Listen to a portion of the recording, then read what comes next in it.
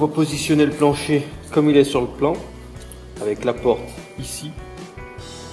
On a également une nomenclature qui nous indique des poutrelles de fondation qui sont celles-ci, qui sont traitées autoclave. Une de longueur 2,90 m, il y en a 8. Deux en quantité de longueur 2,39 m. C'est ce qu'on retrouve ici, 2,39 m, 2,99 m. On le voit ici que sur les extrémités, elles sont doublées à l'avant, à l'arrière, comme on le voit ici sur le schéma. Et on voit ici la manière de fixer les lambourdes entre elles. Donc on vient mettre une ou deux vis dans les lambourdes. La quincaillerie, elle est composée de vis pour visser les lambourdes entre elles, celles qu'on voit ici. C'est les fameuses vis 4,5 par 90. On a un lot de clous qui est indiqué ici pour fixer les lames de plancher aux lambourdes. Et on a des clous un petit peu plus petits, c'est pour fixer les plaintes du plancher. Donc le kit est tout bien complet.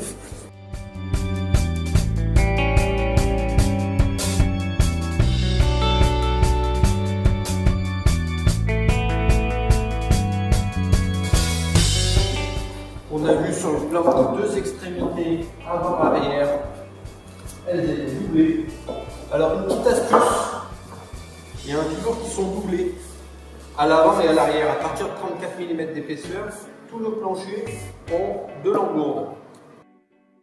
Si vous trouvez une lambourde qui est un petit peu moins droite que les autres, profitez-en pour la mettre aux extrémités puisqu'elles sont jumelées, ça va permettre de la redresser.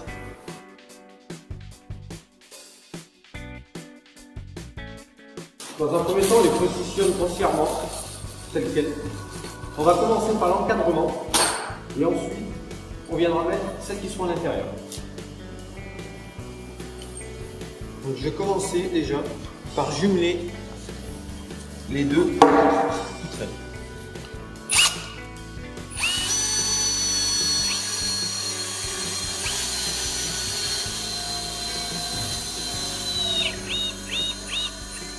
Si vous ne souhaitez pas voir les vis côté extérieur, soit vous retournez comme ça les pièces, soit éventuellement vous les vissez directement du côté intérieur. On se met bien ici à ras. On voit que sur le plan, je vois que c'est bien celle-ci qui vient en déport de là et non pas comme ça. Sur certains modèles, ça peut être comme ça. Ici, c'est comme ça.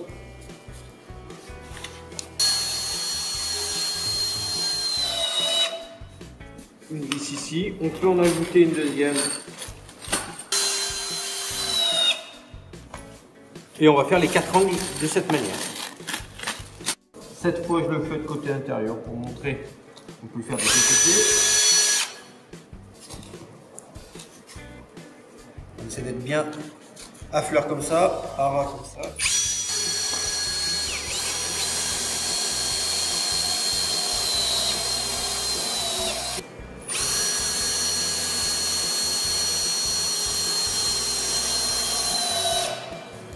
Si une poutrelle est un petit peu voilée, comme ici, on va mettre la vis un petit peu plus bas, de manière à ce que ça tire la lambourde.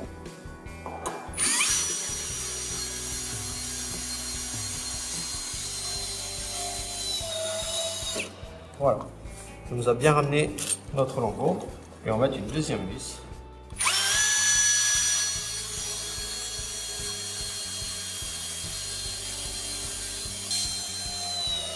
Une petite précision, tous nos planchers, nos lambourdes sont en une seule longueur et adaptés à la dimension de l'abri. Que ce soit les lambourdes, donc vous n'avez pas besoin de les recouper, et également les lames de plancher. Elles font pile la dimension de l'abri. Les lames de plancher vont venir à l'intérieur en une seule longueur, ça c'est important, en une seule longueur, elles vont venir à l'intérieur. Et on a un kit plancher pour chacun de nos abris, adapté.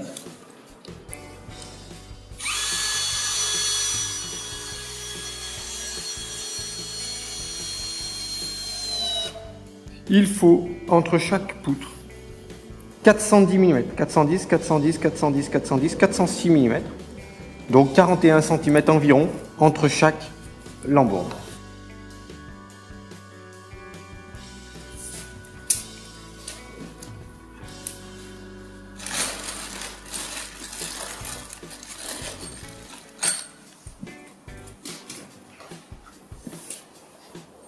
on les visse de la même manière.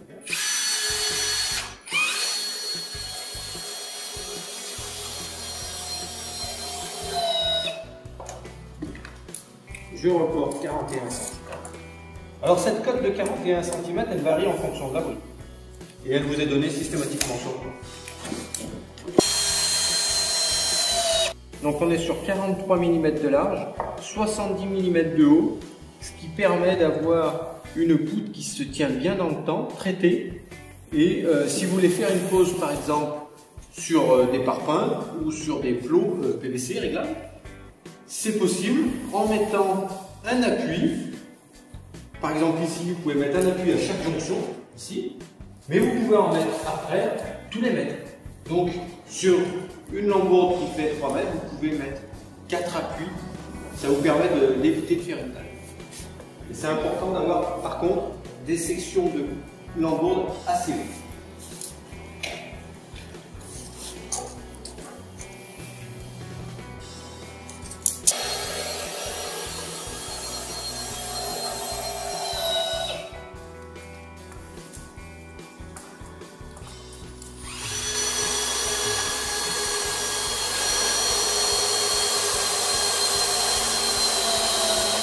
Voilà, donc l'ossature du plancher, elle est terminée. Ça nous a pris à peu près 10-15 minutes.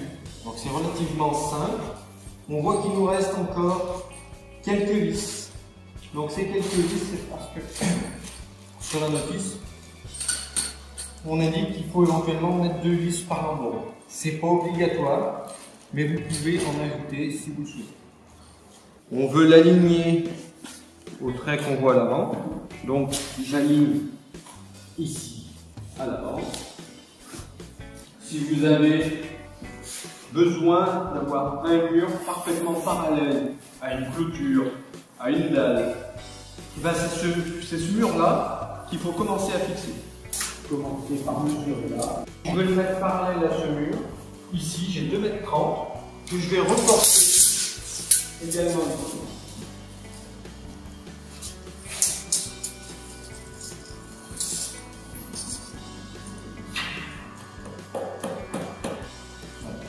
Là, je l'ai, ce mur-là, ça vient parallèle à ce mur.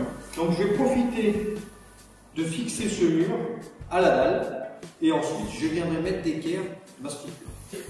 Le kit d'ancrage, il faut savoir que tout est inclus pour fixer le plancher à la dalle. Il y a une petite notice, 12 boujons d'ancrage.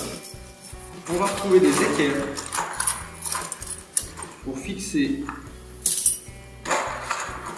les lambeaux et on va retrouver également des vis pour venir fixer les équerres au lambeau.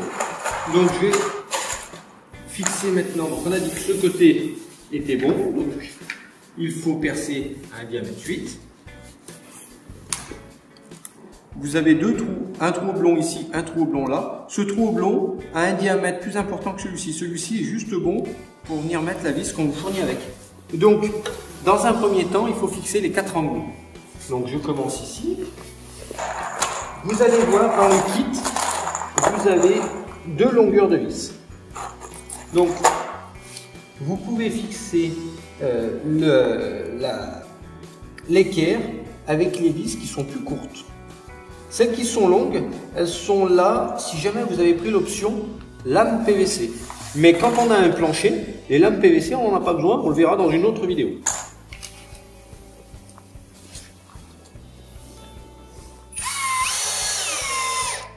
Donc, tout simplement, je mets une vis au milieu, ici. Les extrémités. Ici. Voilà.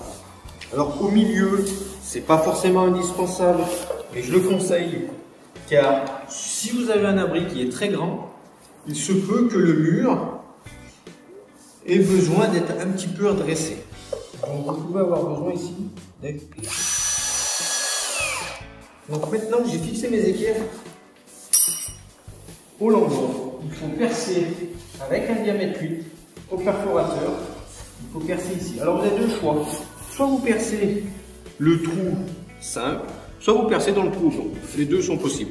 Le fait de percer dans les trous oblongs, ça peut vous permettre d'avoir besoin d'ajuster un petit peu. C'est peut-être intéressant.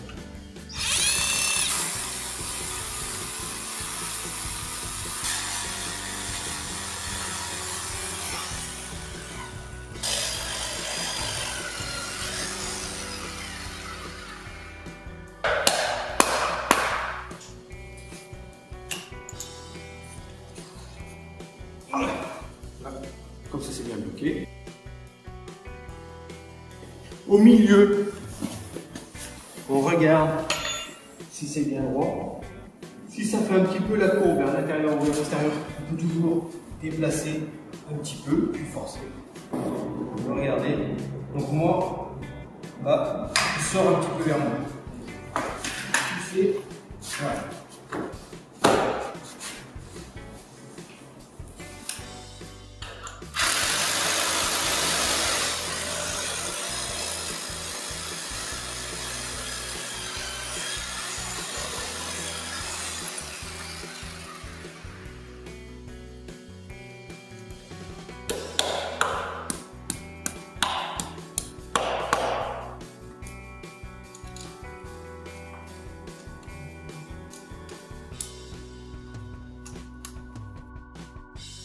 Maintenant, une fois qu'on est parallèle par rapport au mur, ce qu'il faut, c'est contrôler l'éclairage de notre plancher, c'est le plus important. Donc pour ça, une méthode hyper simple. Je mesure également. Je dois avoir la même chose. Donc là, moi j'ai 382,5 de ce côté.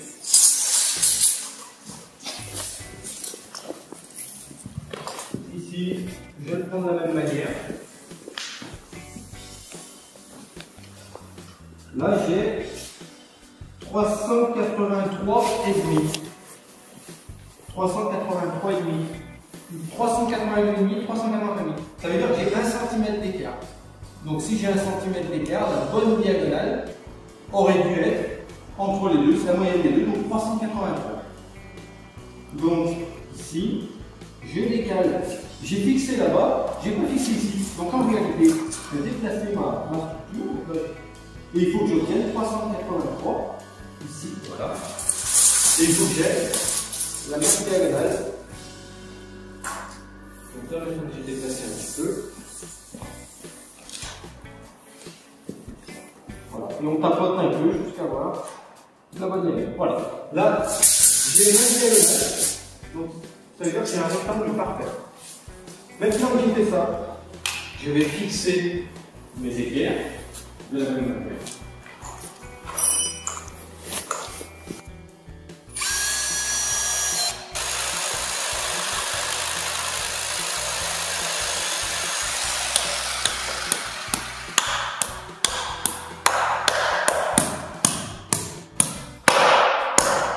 On les visse.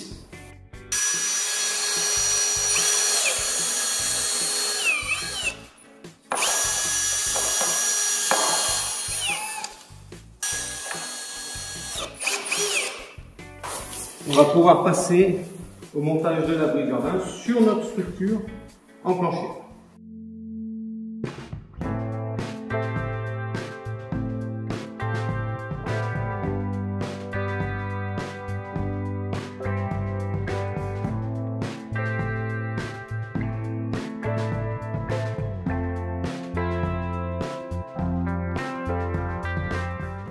On retrouve en premier lieu la notice. C'est important de la conserver tout le long de la garantie de l'abri. Il y a un code dessus. Ce code-là, il est unique et il correspond au produit. Si un jour il va y avoir une garantie à appliquer dessus, sans ce code, on ne saurait pas exactement quelle pièce fournir. Avant le montage, quand on déballe, on installe. Car si vous l'installez en plein été avec la chaleur qu'il fait sur le bois directement, ça va avoir tendance à voiler le bois. Alors que quand il est bien cerclé, la pression du cerclage fait que le bois reste parfaitement droit. Si vous le décerclez et que vous le stockez en plein soleil, il va être très voilé. Ça, c'est les voliges. Donc c'est la toiture. C'est ce qui va venir sur le toit. Épaisseur 18-19 mm, ça dépend les modèles. Rainuré, bouffeté.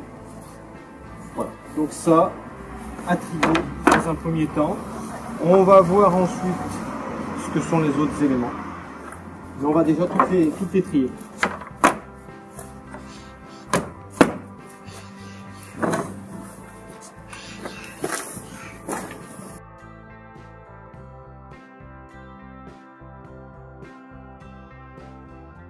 Ça, c'est deux petits lithos, des petits lithos qui vont aller sous la toiture pour venir à l'extrémité des voliges et pour maintenir la planche de rive.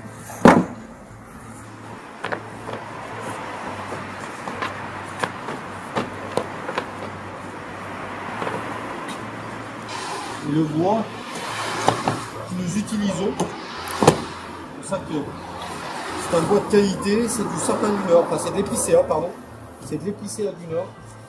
C'est un bois qui a des nœuds plus petits que du pin, mais ils sont, par rapport à du sapin, ils sont beaucoup moins tombants.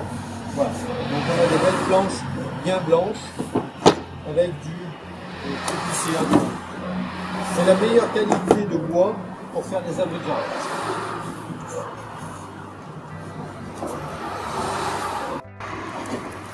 Ça c'est des poutres. C'est des poutres du toit. Donc il y a une encoche et c'est lisse de chaque côté. Donc on en a une autre ici. On le voit, il y a un petit chapeau ici. Il y a une coupe biaise de chaque côté. Donc ça c'est la poutre principale qui va au niveau du fêtage, donc tout en haut du toit.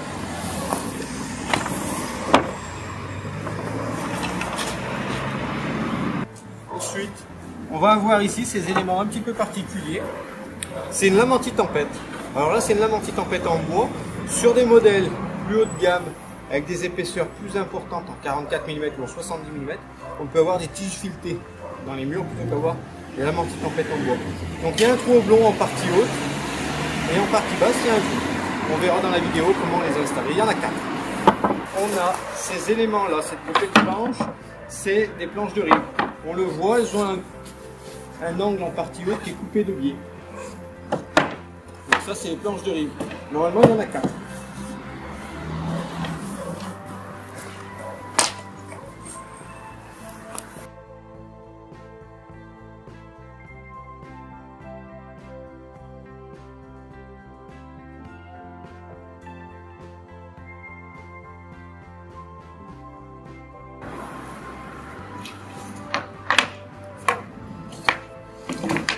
Ça, ces bois-là, ils font 7 cm par 2 cm d'épaisseur. C'est ce qui va venir par-dessus la planche de rive, de chaque côté de la façade, et qui vont être inclinés sur le toit. On verra sur la vidéo. On a ce qu'on appelle un madrier. Un madrier, c'est une planche du mur. Donc, toutes ces planches-là, là, elles ont, alors, on est en 34 mm, pour le coup, elles ont double rainurage. On le voit ici. Ça assure un petit peu plus de stabilité et également contre l'eau, c'est un petit peu plus efficace contre les infiltrations d'eau. Donc ça, c'est ce qu'on appelle un madrier.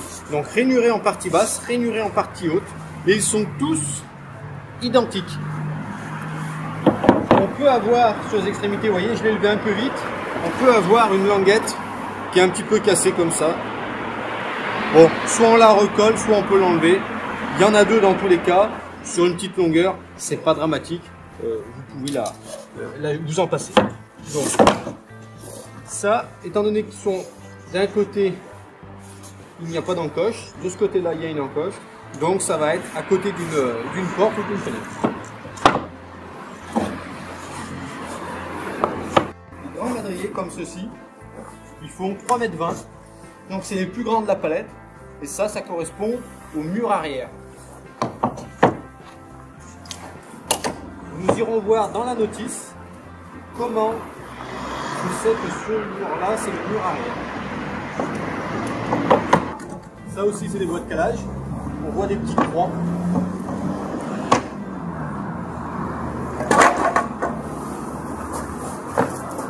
Encore des planches de rive. Donc là, petit croisillon de porte. De la porte.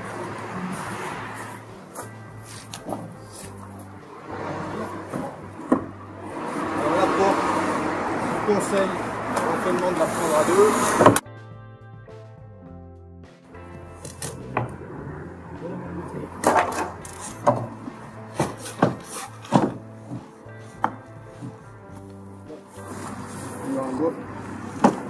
Décalage. Hop. La fenêtre. Ça c'est une pièce de pignon. Attention, ces pièces-là sont assez fragiles, vous voyez. Si on les cogne un peu, elles cassent. C'est pas grave, c'est pas du tout grave parce que ça n'a pas de tenue mécanique. Donc il suffit à peine qu'on la colle. Donc on la repositionnera simplement au montage, mais ça n'a pas d'intérêt. C'est simplement nous à la coupe. On est obligé de laisser la pièce comme ça, mais il arrive très souvent que cette pièce soit séparée. Vous allez comprendre, c'est pas grave. Donc tous ces éléments qui sont coupés en biais, comme ça, là, ils peuvent être en plusieurs parties. Donc vous voyez, celle-ci est séparée. De la même manière, là, celle-ci, elle aurait pu être éventuellement en deux parties ou cassée. C'est pas dramatique. Donc cette pièce-là,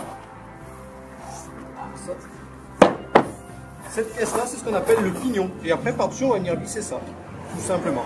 Ça peut être en une seule partie, ça peut être en 3 parties, 4 parties, ça dépend. Ça dépend de l'emballage. Si on a de la place ou pas. Ça, c'est 2 petites pièces. C'est des petits losanges de finition.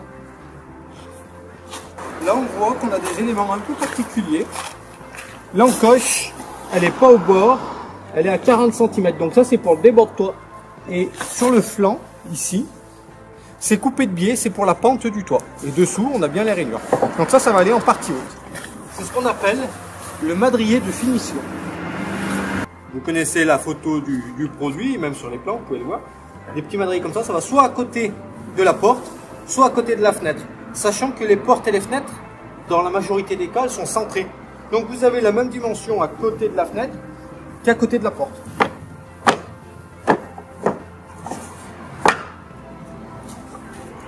Vous avez les madriers, ils n'ont pas du tout, pas de clé d'un côté, pas de clé de l'autre. C'est ce qui va entre la fenêtre et la porte. On peut voir une qualité de bois qui est très belle. Des tout petits nœuds,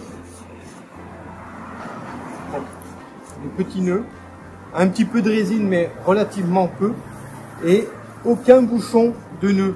À aucun endroit vous avez des bouchons. Le problème d'un bouchon de bois, c'est-à-dire quand un nœud tombe, il se peut qu'il y ait des fabricants qui mettent un nœud, une pièce dedans en bois.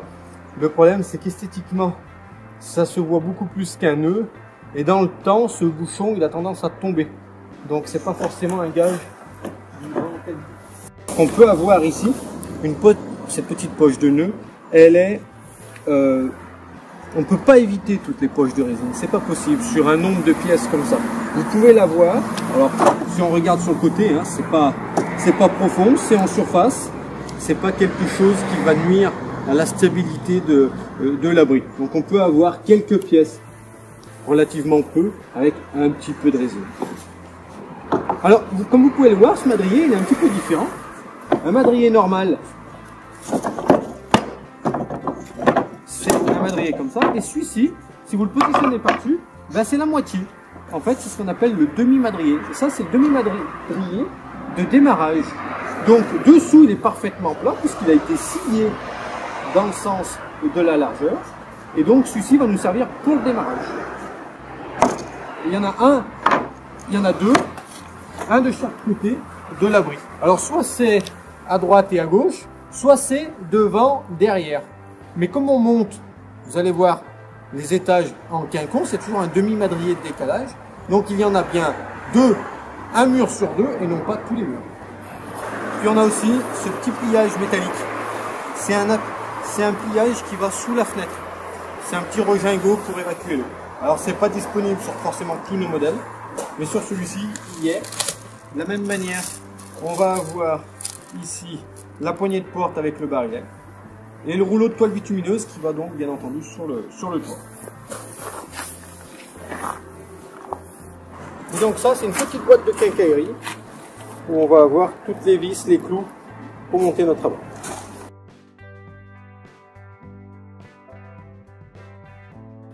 Lorsqu'on a déballé toutes les pièces, Là, on les a triés par longueur, tout identiques. Si vous avez vu des pièces qui étaient voilées, c'est bien de les mettre de côté pour pouvoir les installer le plus tôt possible dans le montage. Plus il y aura du poids dessus, et mieux vous arriverez à dresser la pièce. Si vous la mettez tout en haut, il y a moins de poids, et donc la pièce va plus difficilement revenir là. Donc on va regarder maintenant les plans d'installation. Donc on va installer cet abri. Une porte simple et une fenêtre. Alors, on a fait le choix de le monter tel qu'on l'a sur le plan. Mais on peut intervertir les madriers qui sont ici, je peux les mettre ici, de manière à avoir la porte ici et la fenêtre de l'autre côté. Donc, vous avez deux éléments. Donc, vous avez dans un premier temps une explication de tout ce qu'on va voir dans la vidéo avec une quinzaine de pages avec quelques éléments.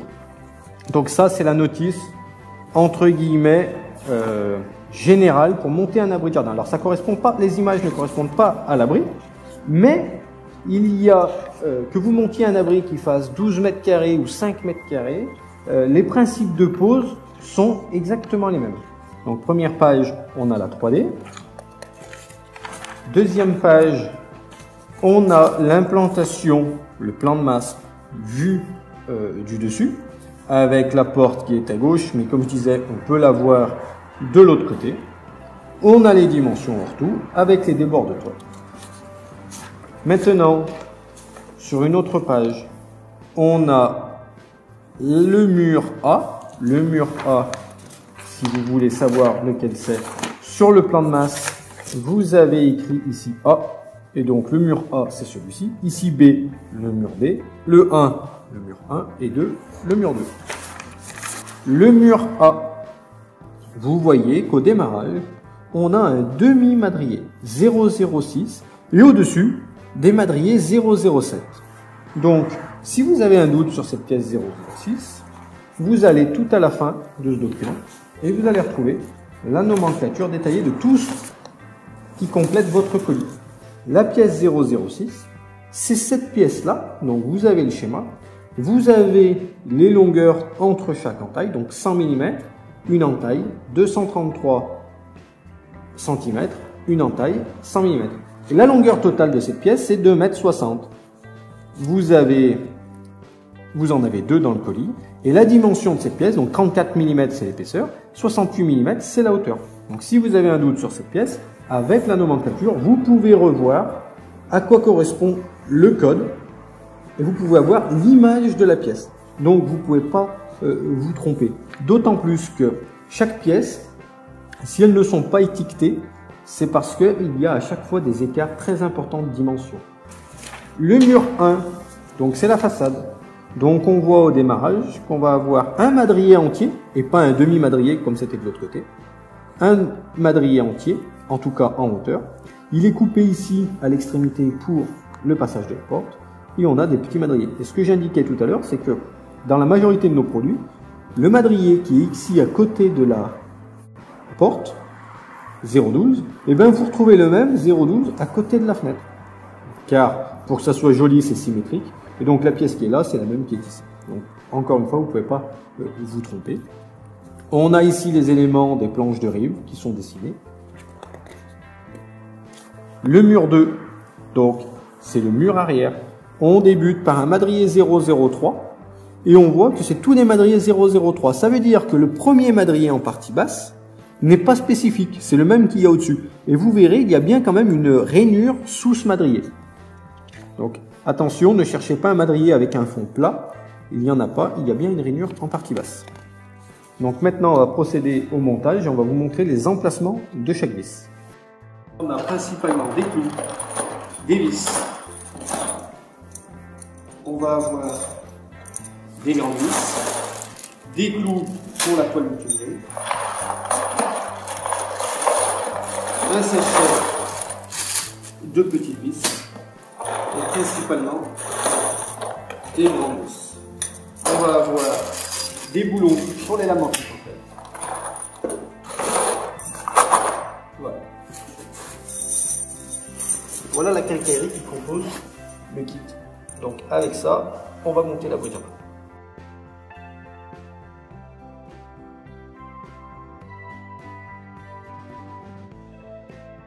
Donc le demi-madrier se positionne comme ça dessus, de chaque côté.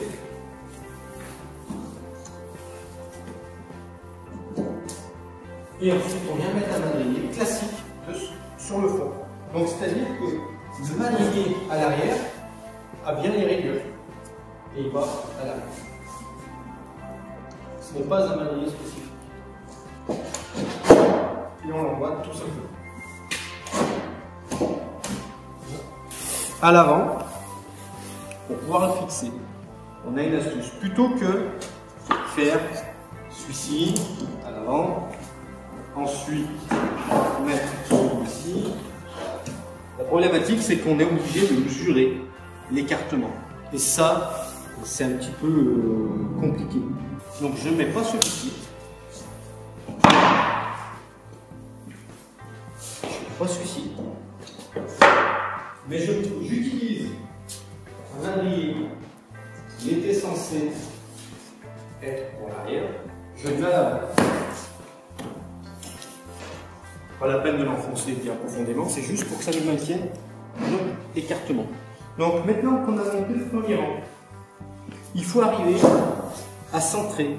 C'est-à-dire que là, le plancher est toujours 5 mm plus petit de chaque côté que les murs. Donc là, je laisse 5 mm ici, je laisse 5 mm ici. Vous voyez, là, il y a un petit décalage. C'est pour la goutte d'eau, quand il y a de l'eau qui ruisselle, pour éviter qu'elle passe dessous, on essaye de faire en sorte que le plancher soit un petit peu plus petit.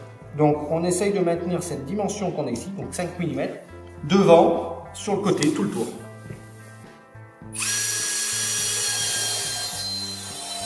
Donc, on met son pied pour faire un petit peu de poids.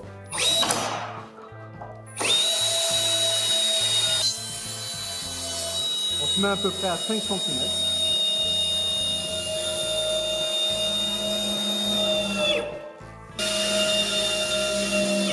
Et avant d'arriver au bout, je pousse mon mur de manière forte.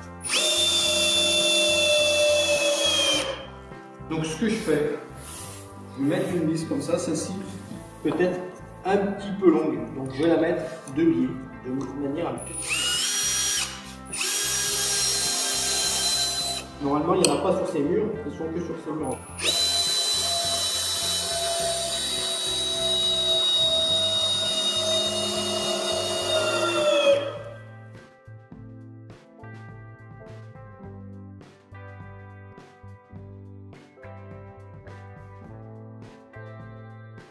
Si je veux que la porte soit ici, ce madrier, je le mets là. Si je veux que la porte soit ici, le madrier, je le mets là.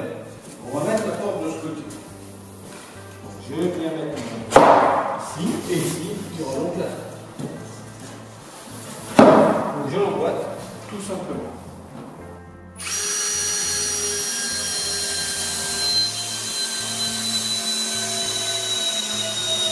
Donc pareil, ici, je viens faire déborder ma pièce ici de quelques millimètres.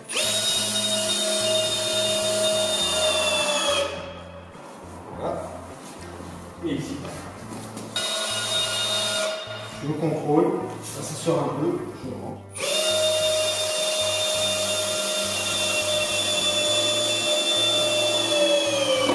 Maintenant qu'on a fait ça, ce sont les seules vis qui sont avant la toiture. Donc maintenant on va monter les murs très simplement, c'est-à-dire que je prends une pièce, je viens, je l'emboîte. Et je mets un gros. Il y avait une croix. C'était dans le colis, c'était un bois de calage. Je peux m'en servir ici pour maintenir un peu plus profondément le madrier. C'est important qu'ils soient tous bien emboîtés.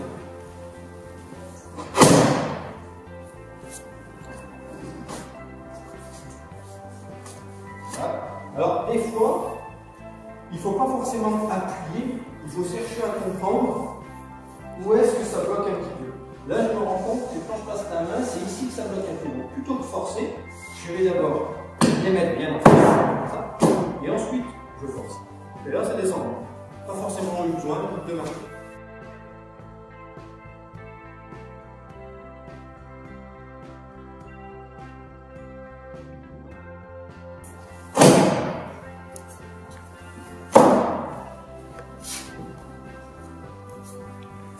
Alors, ici, on est sur un madrier qui commence à être assez grand. Là, il est assez grand. Il n'y a pas de clé. Donc, il n'y a pas de tenue ici. Donc, il ne faut pas s'inquiéter ici de voir le mur soit penché d'un côté, soit de l'autre, soit pas forcément être droit. Il sera plus droit quand on aura mis la porte.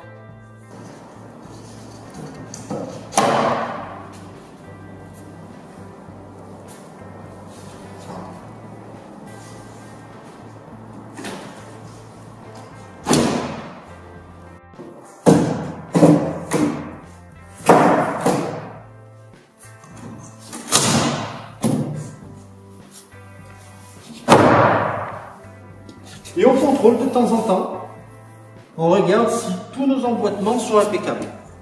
Ça c'est important de regarder, parce qu'après à la fin on peut cumuler des petits écarts, et 1 mm par madrier, étant donné qu'il y en a à peu près une vingtaine en hauteur, ça peut faire 2 cm d'écart.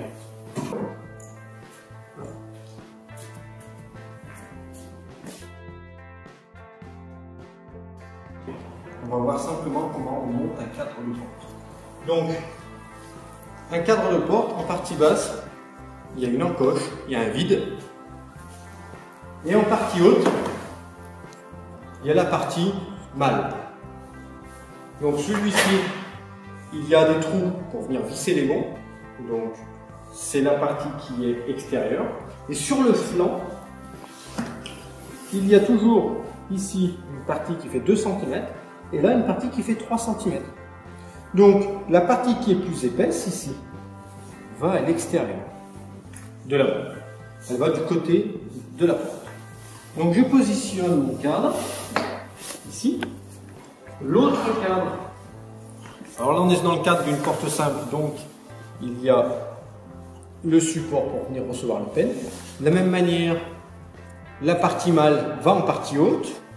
On a dit que la partie qui faisait 3 cm allait à l'extérieur de l'abri. Donc je le positionne comme ça. En partie haute, on a la traverse haute avec une partie femelle d'un côté, une partie femelle de l'autre. Toujours pareil, on a ici pas la même dimension de chaque côté. Donc la dimension la plus large ça va comme ça. Et tout simplement, je viens faire rentrer la partie mâle ici. Et ça vient s'emboîter parfaitement. Donc,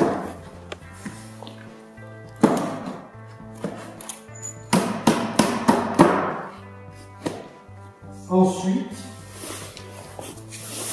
à l'intérieur, donc quand on le positionne parfaitement, okay, vous allez voir qu'il y a 2 pré-trous. Avec les vis qui sont fournies, avec la porte qui sont scotchées avec, il faut venir visser ici et en mettant 2 vis. C'est important de mettre bien 2 vis, de manière à ce que le câble ne bouge le moins possible.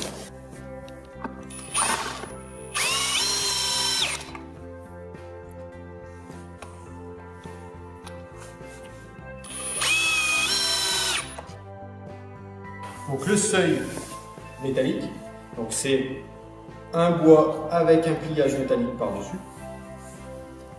Et comme vous pouvez le voir ici, il y a une coupe en biseau. Donc la partie extérieure du seuil vient à fleur ici de la face extérieure du cadre.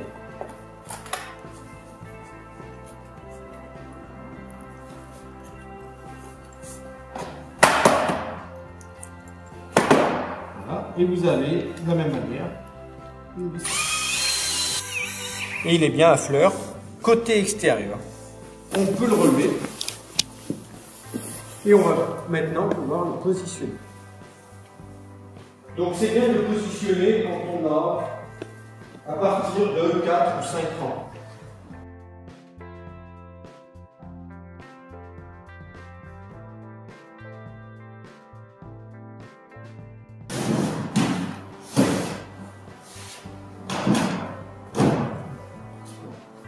Tout simplement. Donc là, le cadre est mis. Ça permet de rigidifier mon mur qui était là, qui peut avoir tendance à partir d'un côté. Et on peut continuer le montage.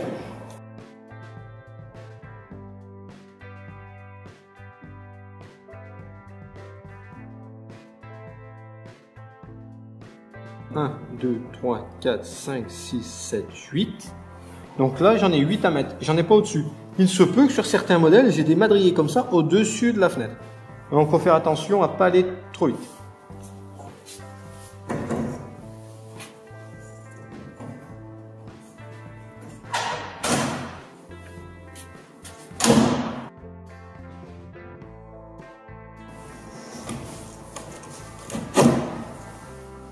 Si on a un madrier, alors ici il n'est pas vraiment voilé, mais si on avait un madrier qui est un petit peu voilé, on a une astuce toute bête avec un serpent.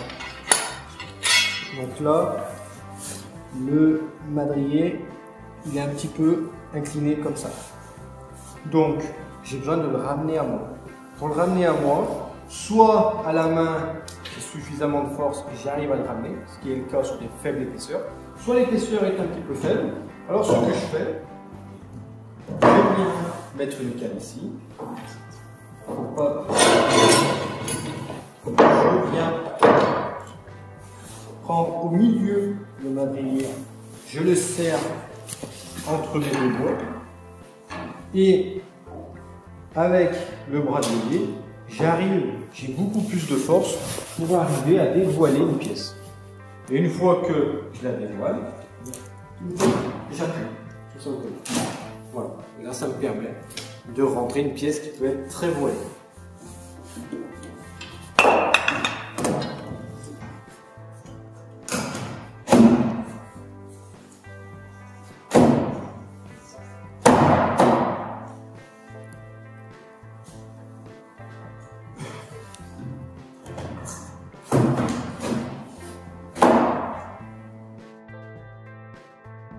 Donc, de temps en temps, quand j'arrive à une certaine hauteur, je vais contrôler mes niveaux et je vais taper partout avec ma cale. Si j'en ai pas, je peux taper un petit peu même sur le bois.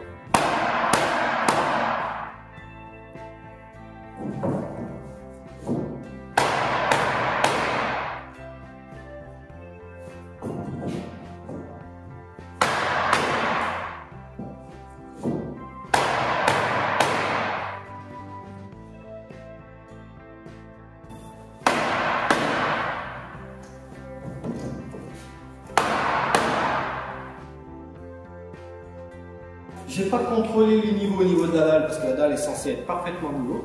Mais arrivé à cette hauteur, je me dois de contrôler les niveaux. Mon niveau m'indique que je devrais avoir le mur penche un petit peu à l'arrière. Donc j'ai une petite astuce. C'est je prends une chute de bois, quelque chose pour taper. Et comme il penche à l'arrière, il faut que je ramène la brique un petit peu à l'avant. Donc je laisse à l'extrémité des madriers. Et le haut doit partir à l'avant. Donc je tape un petit peu.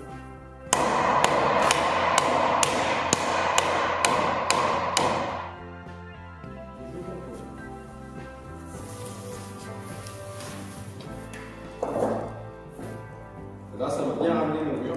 C'est impeccable.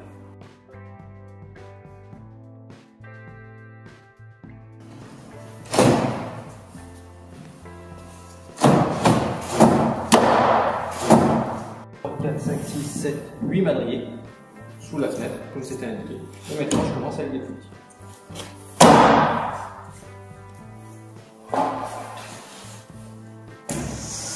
En fait, ici, on a un petit système. On a une surrainure ici. Et là, on a une petite rainure ici. En vue de dessus, on a une petite là, une petite ici. Ce qui fait que ça donne des angles plus propres, avec un meilleur angle droit. Et au moins, on n'a pas la lumière qui passe dans les angles. C'est ce qu'on appelle le système wind block. Donc, au lieu d'avoir simplement une rainure ici et ici, on en a une à plat là, et qui sont décalées. Une ici, une là. Alors, c'est ce qui fait que quand on les installe, ça apporte une petite résistance. Ça ne s'emboîte pas aussi simplement que s'il n'y avait pas ce système-là. Mais ça a beaucoup d'avantages. Ça fait des connexions d'angles plus propres. Ensuite, on va mettre entre la fenêtre.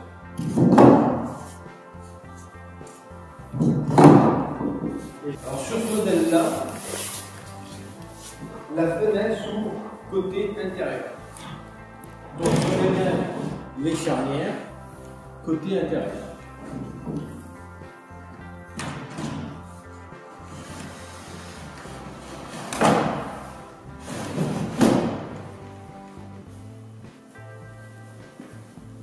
Tout simplement, la fenêtre est positionnée.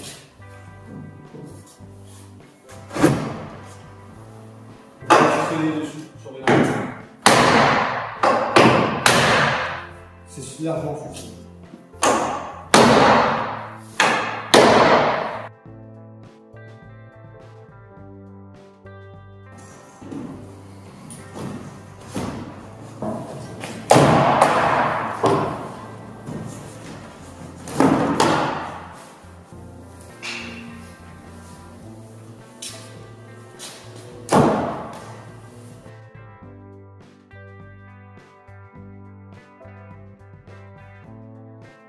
Attention, à l'arrière j'ai un débord de toit différent de ce que je peux avoir à l'avant. Donc cette pièce là, elle a la pente dans le centre, donc elle vient de ce côté.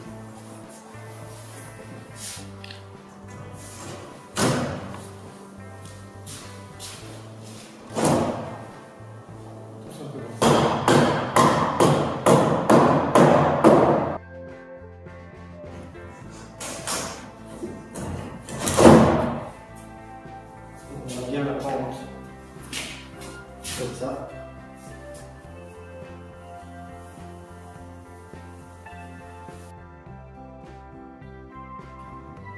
Qu'il soit comme ça, comme ça.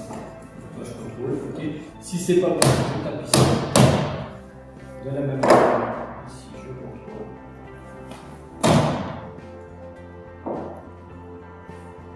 Donc ici, je tape.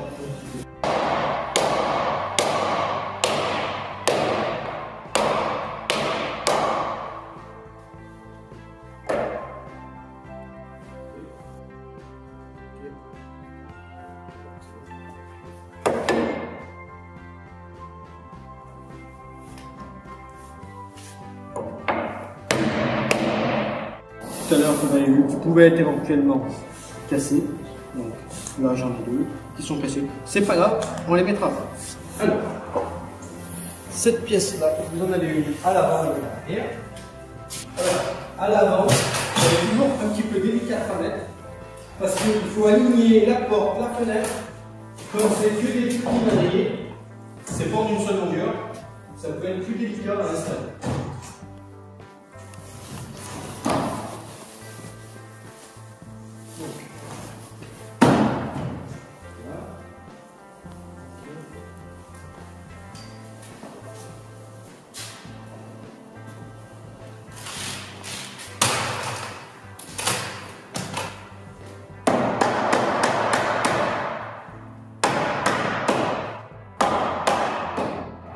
Et en le remettant, là aussi, il casse. C'est pas dramatique parce qu'en fait, ça viendra juste se positionner comme ça.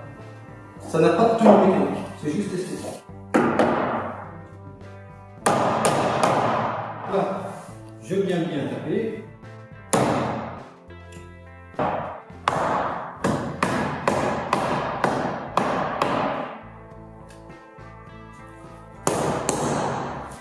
Prendre la cale.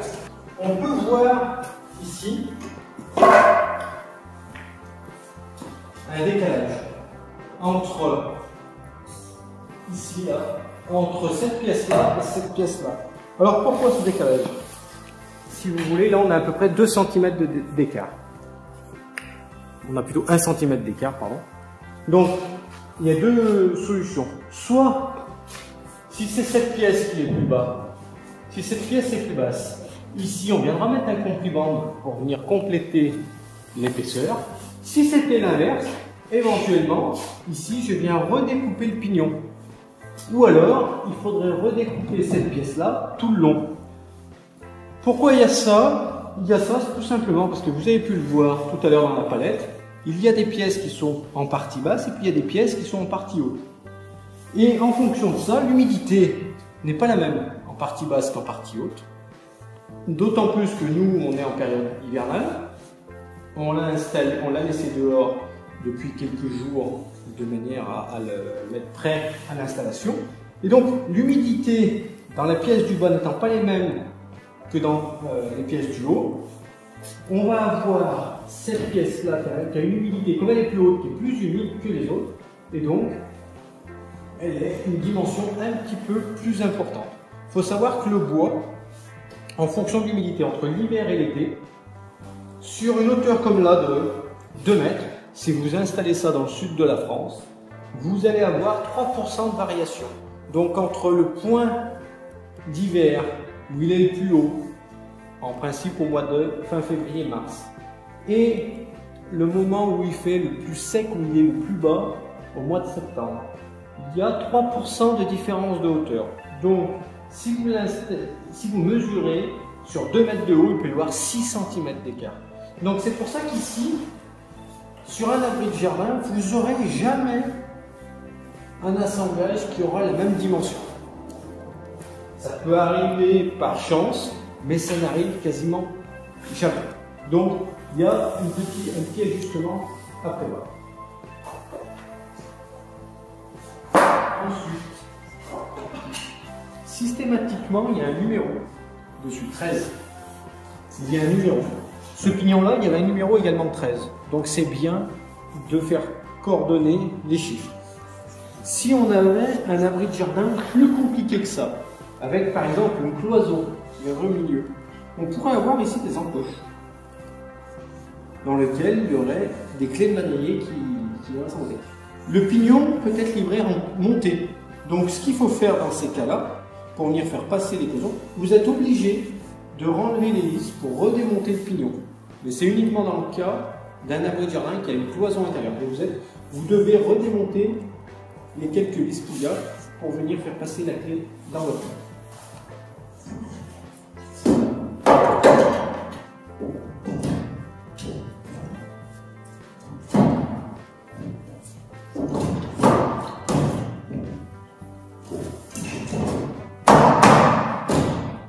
Donc là, on voit qu'il est face de là-bas, pas de là-bas.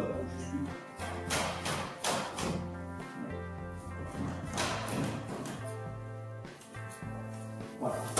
Avant de monter mon pignon tout en hauteur, je viens ajouter des vis.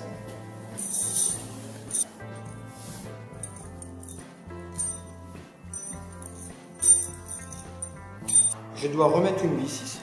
Alors soit je mets une grande vis, parce qu'il y en a en surnom, soit éventuellement je mets une petite vis. Également, je profite dans les 4 angles. C'est pour ça que je disais tout à l'heure, cette pièce-là, qui était fendue, n'était pas forcément indispensable que j'ai fixé dessous. En fait, ce qui maintient cette pièce, c'est la vis qu'on va venir mettre là.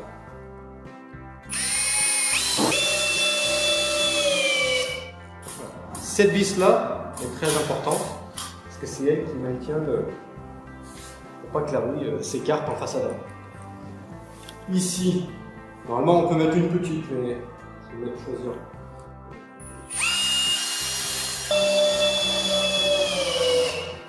C'est important de mettre la vis maintenant, parce que si on monte un pignon un peu haut, il ne faut pas qu'il tombe.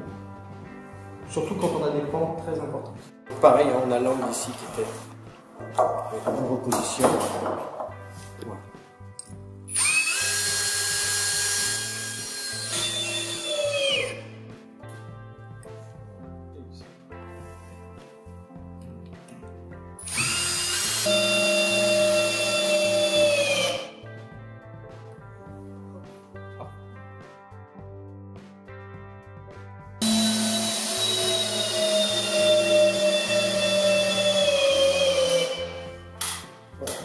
Là, mon pignon est fait. Donc, on a le même écart à l'arrière qu'on avait à l'avant. Ça aurait pu être l'inverse. Ça aurait pu être l'inverse. Si ça avait été l'inverse, quand c'est cette pièce-là, le pignon qui est plus haut, il est indispensable de le retailler, de le recouper. Alors, à l'aide d'une scie sauteuse, éventuellement, d'une scie circulaire.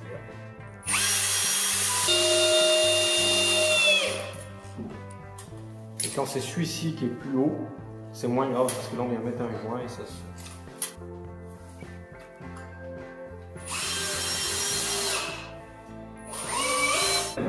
ici on a... Donc c'est bien une question d'humidité, puisque toutes les pièces sont taillées dans la même machine.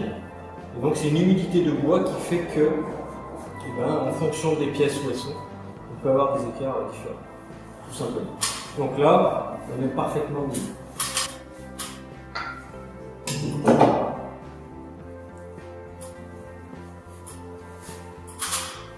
Pareil, faire attention, l'encoche qui sont pas au même niveau. Donc ici, il y a plus de débord de toit, c'est pour l'avant de l'abri.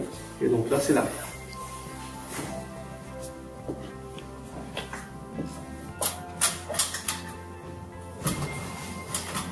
Il y a déjà des belles sections de poutres pour un abri en 34 mm.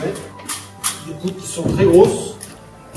Donc vous pouvez éventuellement les porter à deux.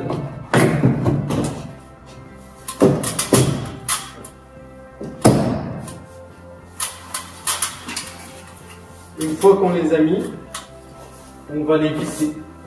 Un petit coup de marteau pour bien les enfoncer. Et on visse.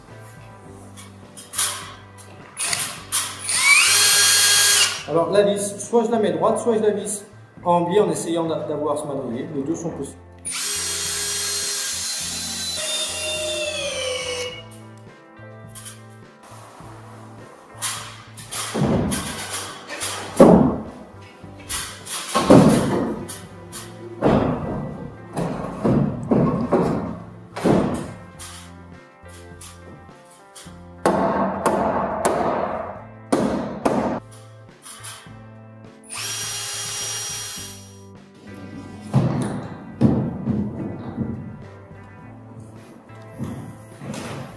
Là,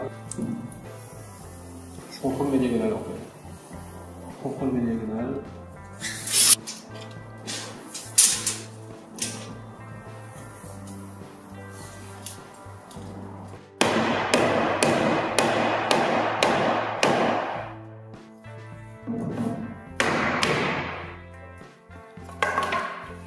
Là, normalement. Et là, je regarde toujours que ma porte, elle ferme bien. Si elle ferme mal, si j'ai un petit écart, ça veut dire que mon mur, il n'est pas tout à fait droit. Donc s'il n'est pas tout à fait droit, je viens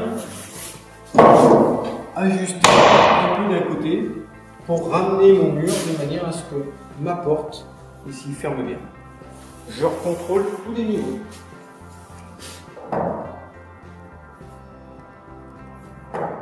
Ok. Si j'ai un abri qui penche un petit peu d'un côté, comme ça, là, on a une solution. Prenez une sangle, ici. S'il penche de là-bas, vous voulez le ramener de là. Et que, parce qu'après, vous pouvez le bouger un peu comme ça. Donc si vous voulez le maintenir en position, avant de mettre le toit, parce qu'une fois que le toit est en position, vous ne pourrez plus bouger.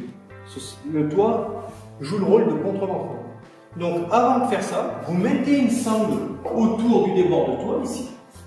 Vous venez l'accrocher à un arbre, à un piquet, à quelque chose, de manière, avec une sangle à piquet, vous tendez la sangle de manière à ce que l'abri parte sur un côté. Tout simplement. Vous pouvez, avec un étai, avec une planche, avec ce que vous voulez, vous plantez, ou si vous avez un arbre ou quelque chose, vous mettez quelque chose de dur, si vous mettez une protection, et vous venez bloquer ici, en mettant soit éventuellement une petite vis, et vous venez descendre, faire le forcing sur la planche de manière à pousser l'abri dans sa position.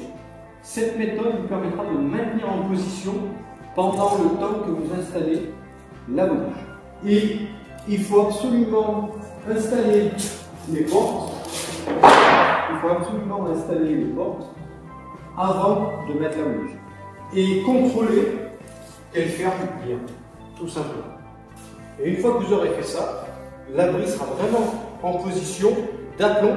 Et à partir de ce moment-là, et uniquement à partir de ce moment-là, vous pourrez mettre de la bougie sur le toit. Il vous faut pour ça un marteau, puisque les clous sont tournés. Un marteau, prendre quelques clous. la volige. Alors, la volige, vous allez avoir, il y en a, vous risquez dans la livraison d'avoir quelques voliges un petit peu moins belles ou qui auraient pris un coup dans le transport. Faut savoir qu'il y en a en plus, mais également à la fin, la dernière, on va être obligé de la découper. Donc, si vous en avez une qui est un petit peu abîmée, gardez-la pour la fin. Donc, on attaque en principe par l'avant. Je mets la partie mâle vers l'arrière et je commence en partie haute de la poutre. La poutre, ici, elle forme un petit chapeau. Et donc, je viens mettre ma volige au bord du chapeau. Ici, tout simplement. Je viens le mettre au bord du chapeau.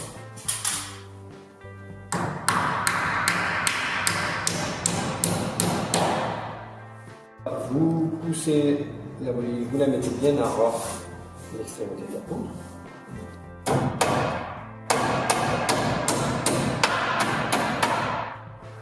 Et vous coupez. De la même manière en partie basse, bien à ras, et vous coupez.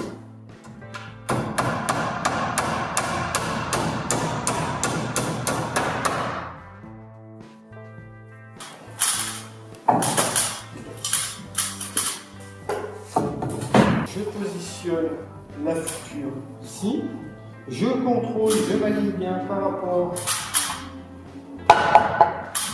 au fêtage, à la ligne du chapeau.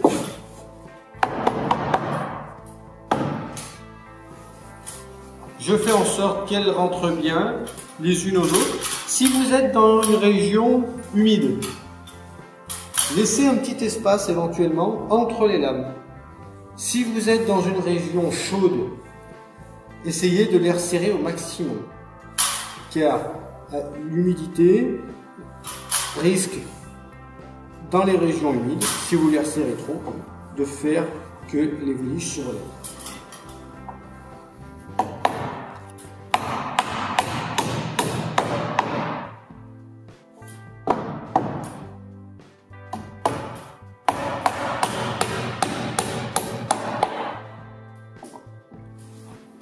Et ainsi de suite, on les cloue tous une par une. Alors ici, tout à l'heure, on a vu qu'on avait un problème ici de hauteur. On avait un petit problème de hauteur. Donc on va mettre un joint comprimande. Ça coûte entre 5 et 10 euros. Et c'est une mousse qui, au contact de l'air, va gonfler sous 24 heures. On peut en mettre sur les 80 premiers centimètres. Également, une chose importante pour un abri de jardin, on colmate ici le vide, mais ça peut être utile de laisser ici cet espace pour la circulation de l'air. Il faut savoir que plus on va rendre étanche à l'air l'abri, et vous risquez après d'avoir besoin de mettre une ventilation et donc de mettre des grilles. Donc si vous voulez éviter de mettre des grilles, vous pouvez laisser ces espaces. Donc c'est autocollant, il suffit d'enlever le papier, je le positionne comme ça, je le mets au centre et je vais venir à peu près jusqu'à la poutre. Et il suffit de déchirer. Donc là, comme ça, ce soir ou demain, la mousse sera bien soulagée.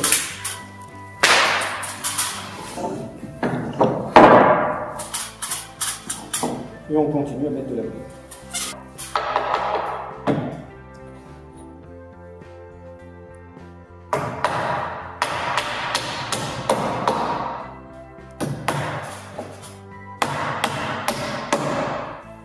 Montez sur la toiture sans problème à une ou deux personnes si vous souhaitez, pour être plus à l'aise pour trouver les maisons. Tous nos abris sont conçus pour que vous puissiez marcher dessus.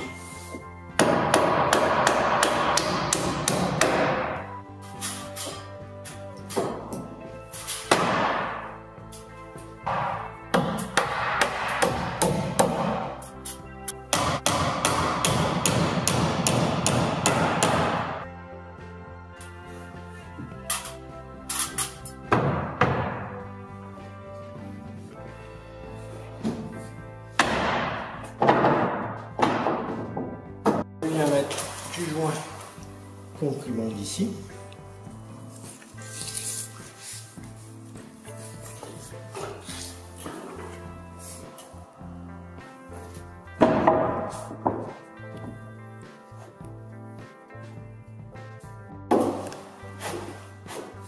la dernière, avant de la clouer, on voit que ça dépasse un petit peu tout le long. Donc je vais tracer tout le long pour couper un petit peu la planche pour pas qu'elle dépasse par rapport aux poutres.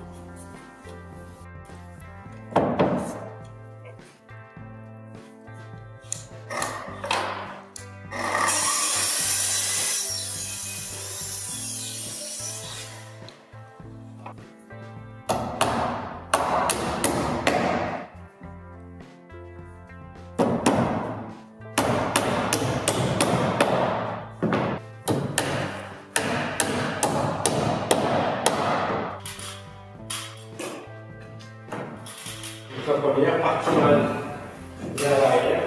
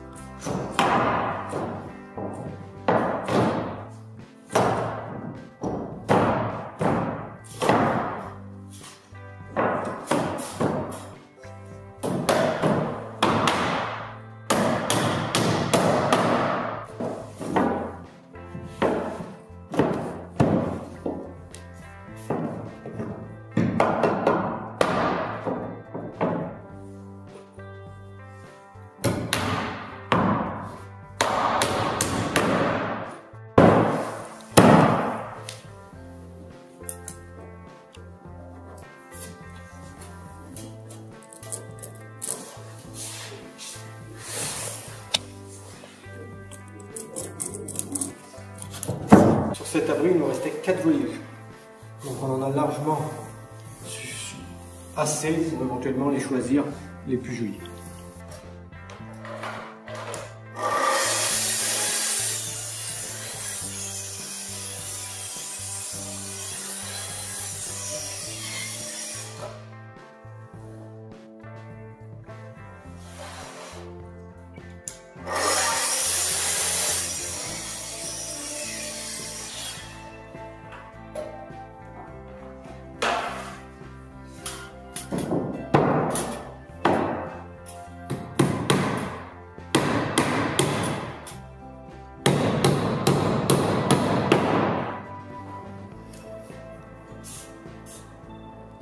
On va venir rajouter le tasseau avec la planche de rive.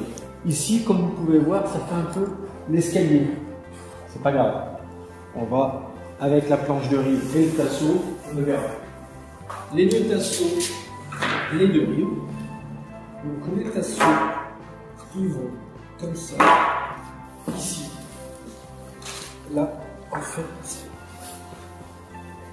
un peu plus comme ça. Ici, petite astuce, avec une chute de bois. En fait, il faut décaler le tasseau de la planche de rive de l'épaisseur de la volige. Donc, comme ça. Vous avez un sachet avec des petites vis. Comme ceci. On met une petite vis.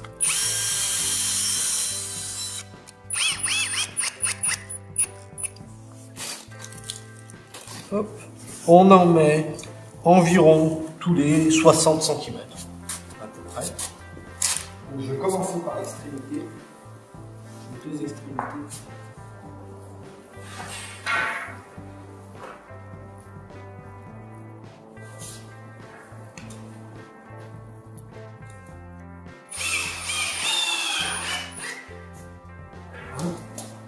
Au milieu, toujours, pour bien mettre un bon écartement.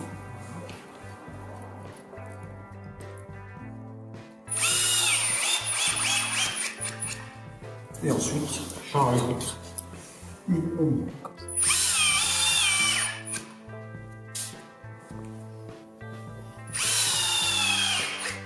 On a tous les 60-70 cm. Et donc, ça permet d'avoir le lito fixé à la planche de rive. Donc il va falloir le visser par-dessus. Donc là, l'idéal, c'est d'être deux, pour que quelqu'un vous le maintienne, quelqu'un visse. Je peux pas mieux.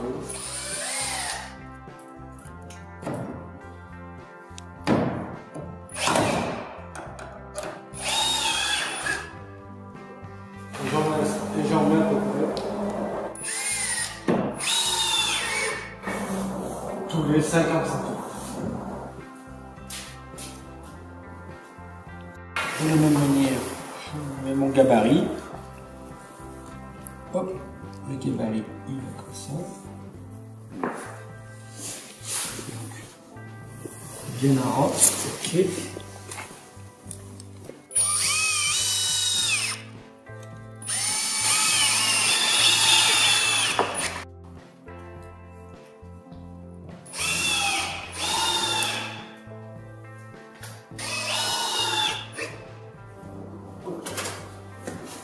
Là, on a mis des planches de rive partie basse.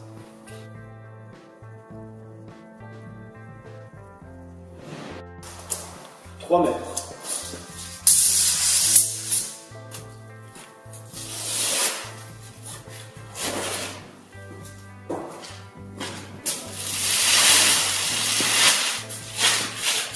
Alors, on peut le dérouler soit sur le toit, soit par terre. Je vais donc couper à 3 mètres une bande.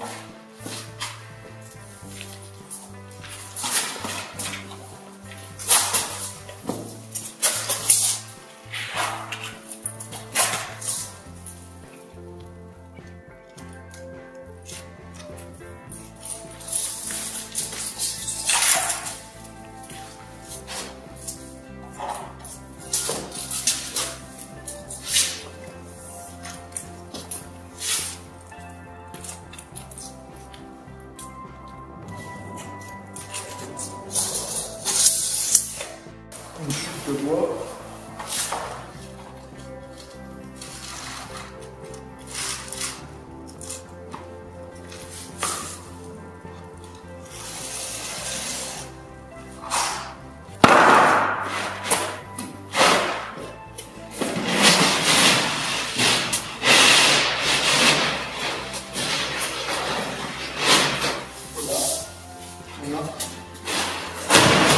Pour aller fixer notre toile bitumineuse, on va utiliser des clous comme ça avec des têtes très larges. Alors attention, la toile bitumineuse c'est une pré-toiture. On met ça dans le... Mais il va falloir mettre autre chose par-dessus. C'est quelque chose de provisoire, comme un pare-pluie sur une maison. Mesure 101 cm. On veut laisser un débord, c'est bien de laisser 2 cm ou 3 cm de débord. Donc là, on va laisser 3 cm. Donc je fais un trait ici. Donc 101 moins 3 cm, 98. Je fais un trait à 98. Venir ici, mettre la règle. Là.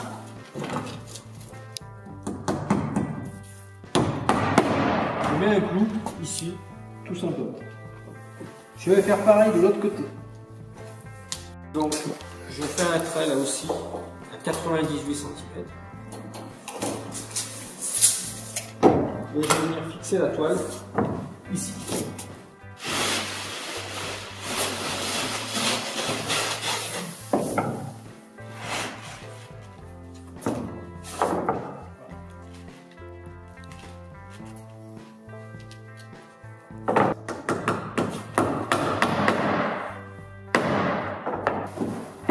Je vais mettre la bande supérieure. On met juste le vis dans un premier temps pour que ça nous la positionne et on va mettre les clous par le bas.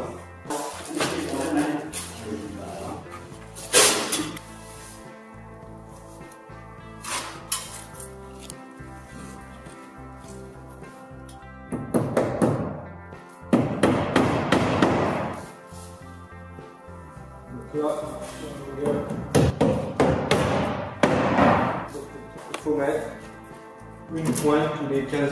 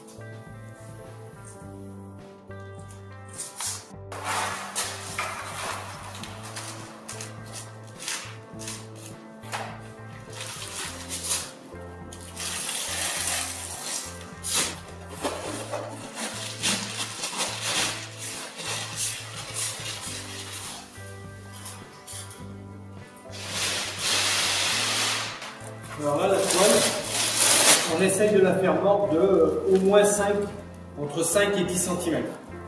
Alors ici, je suis pas loin du fêtage.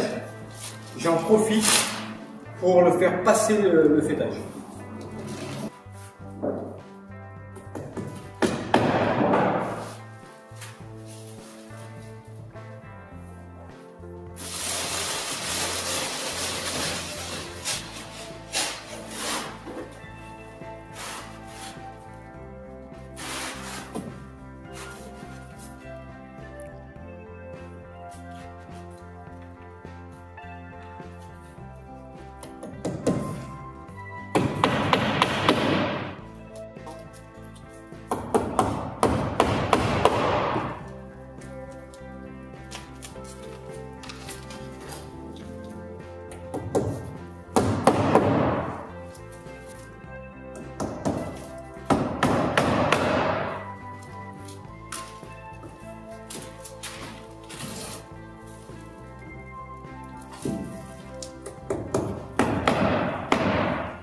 Et de la même manière qu'on a mis les clous en bas,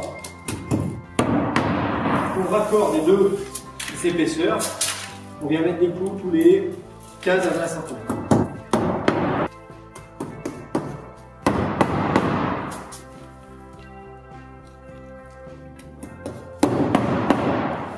Je cloue le fêtage de l'autre côté.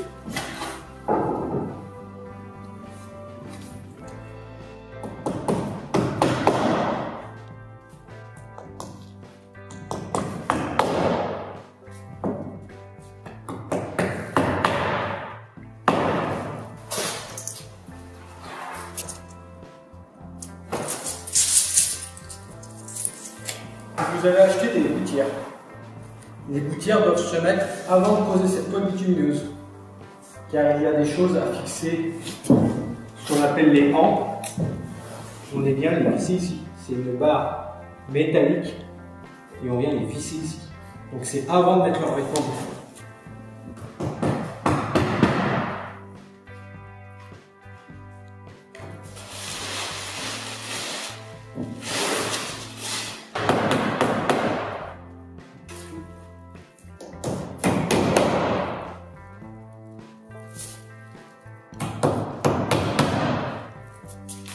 Là, il faut mettre un coup tous les 15-20 cm.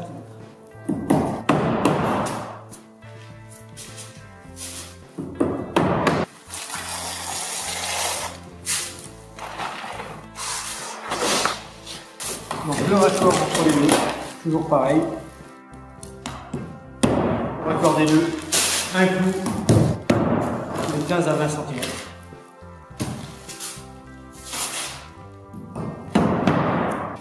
Bon là, elle mord de 5, il nous reste beaucoup de chutes. On aurait pu avoir, on pourrait remettre une grande bande dessus pour que ça soit. Mais il faut au moins que ça remorde ici de 10 cm.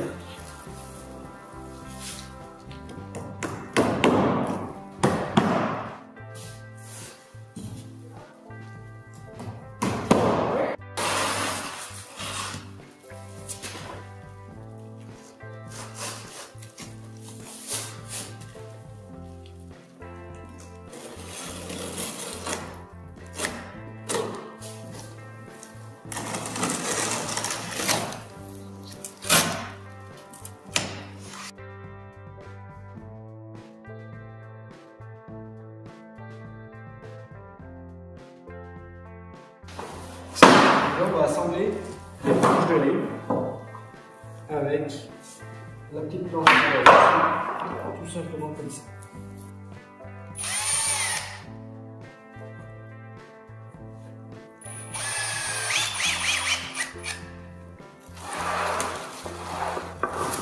Il suffit de 3 vis sur le mur.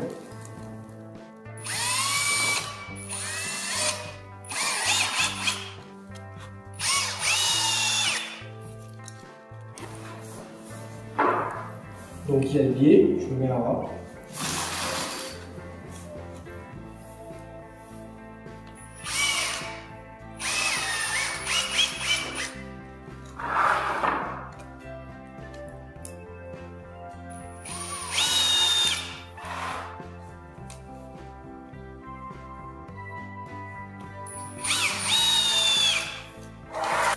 séparation pour fabriquer deux droites et deux gauches.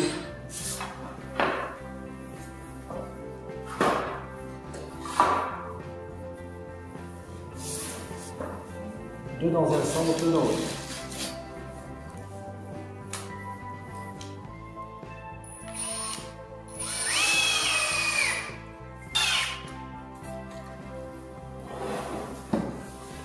Donc on a fait deux droites et deux gauches. Je positionne et le biais doit être au milieu de la pompe.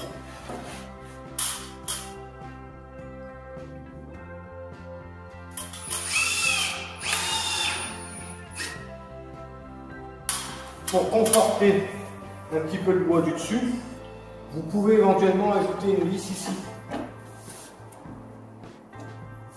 Si vous avez opté pour le bac acier en toiture, cette planche-là, il ne faut pas la mettre.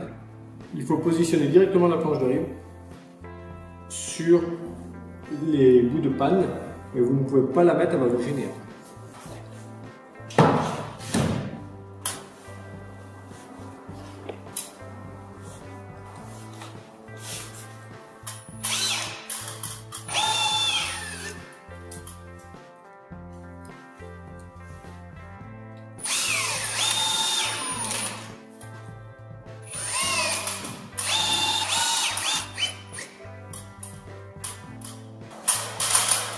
Et ensuite, il y a une petite pièce en haut, c'est le fameux losange, un petit losange comme ça, qui vient se fixer en haut.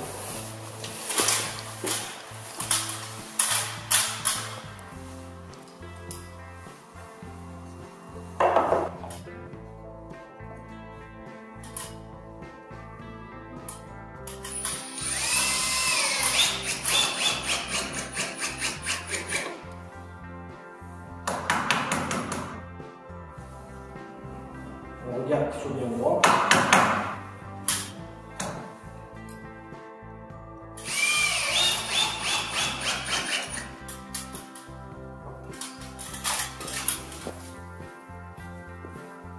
On va faire la même chose à l'arrière.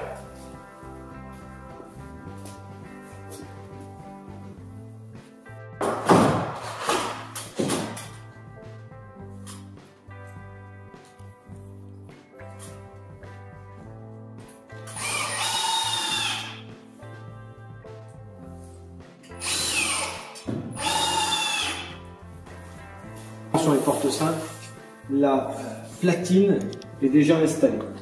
Donc, il suffit de terminer l'installation.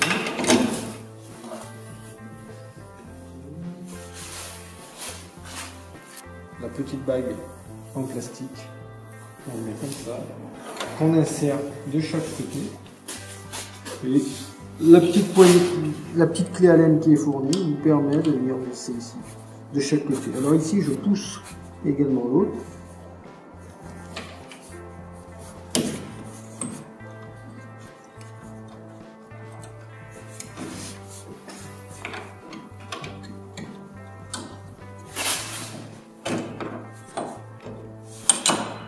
Partager les longueurs. Max. Voilà.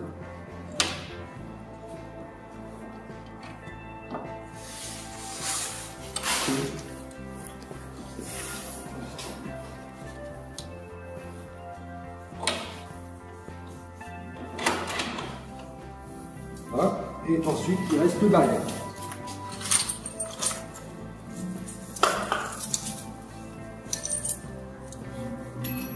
Donc le barillet, il vous est fourni avec 3 clés.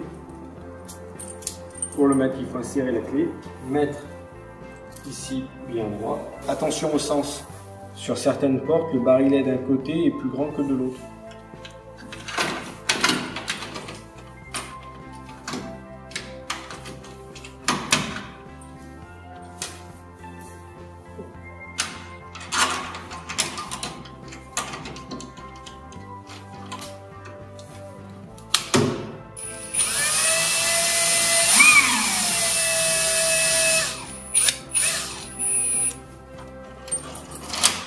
Pas la peine de trop bloquer. Et également, astuce, ce qu'on appelle le pen, le triangle, il est réversible, donc vous pouvez le tourner. Il suffit de tirer dessus.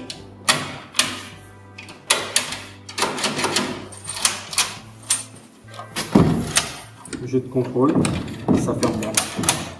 Parfait. Et il reste la poignée de la fenêtre à mettre. Donc là, la poignée, ici.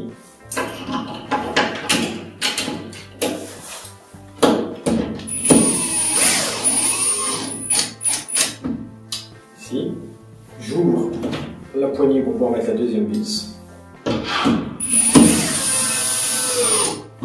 Voilà, la poignée est fixée. Alors, pour présenter un peu le système des serrures, donc je referme l'entrée. On a un système oscillo-battant. Donc ça fait les deux options. Donc soit vous basculez, soit vous l'ouvrez à la française. Donc si vous voulez l'ouvrir à la française, vous ouvrez d'abord la poignée, vous ouvrez la petite targette qui est en partie basse, vous surveillez ici que c'est bien fermé, et vous pouvez l'ouvrir à la française. Tout simplement. Maintenant, si vous souhaitez la faire basculer, pour la refermer chemin inverse, je referme. Vous voulez maintenant la basculer. Vous ouvrez ici, vous appuyez ici, et vous tirez, vous fermez. Là, la fenêtre, elle est aussi battante. Attention, si vous l'ouvrez comme ça, à contrôler qu'ici, en partie basse, c'est bien fermé. Sinon, vous allez avoir la fenêtre qui va être que sur un point et qui va malheureusement tomber. Nous avons terminé l'abri, hormis le plancher qui est vendu séparément. Donc si vous achetez l'abri Jardin de Normandie tel que en série, tel qu'il est fourni en standard, il est comme celui-ci.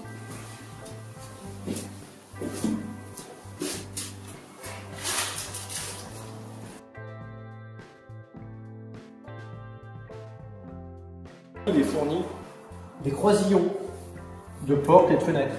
C'est simplement des croisillons pour faire joli. Alors, soit vous les mettez, soit vous ne les mettez pas, au choix.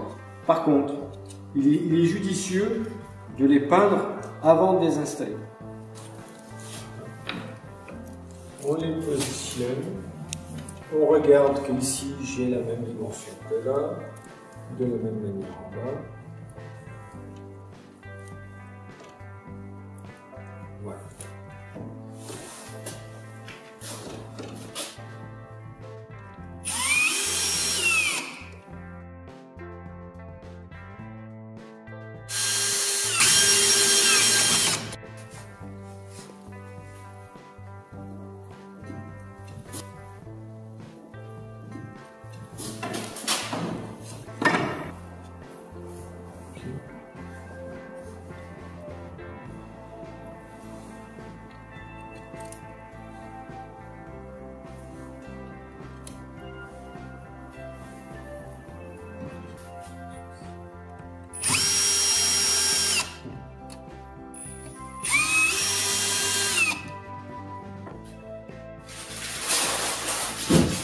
Le plan. Tout simplement, il y a un espace de chaque côté, c'est pour un petit peu de dilatation, donc c'est bien de le centrer, si possible. Et ensuite on coupe en apparat.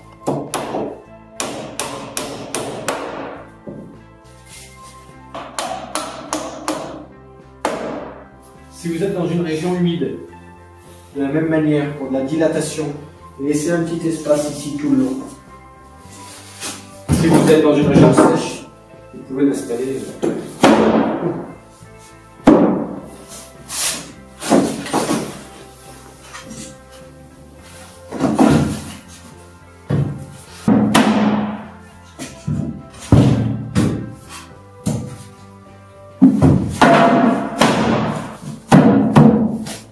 Une seule lame.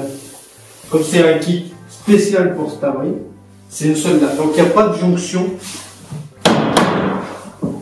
entre les lames.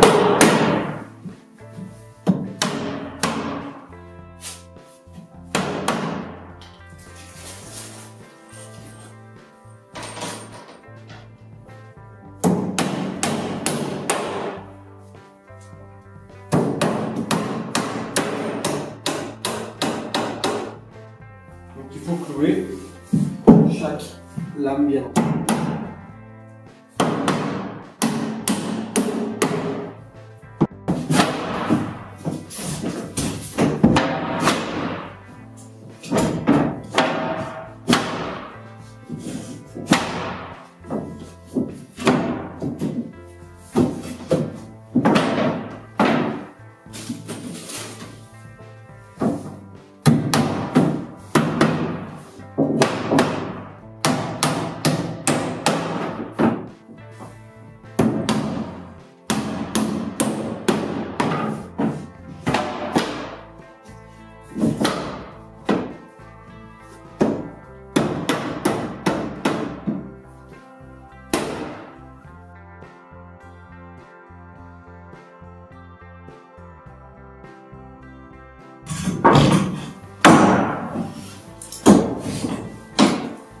On a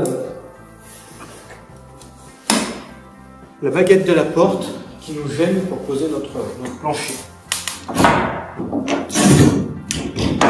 Ici, je la positionne, je fais un trait et je vais démonter cette latte pour aller la recouper en longueur pour qu'elle puisse bien mettre mon plancher.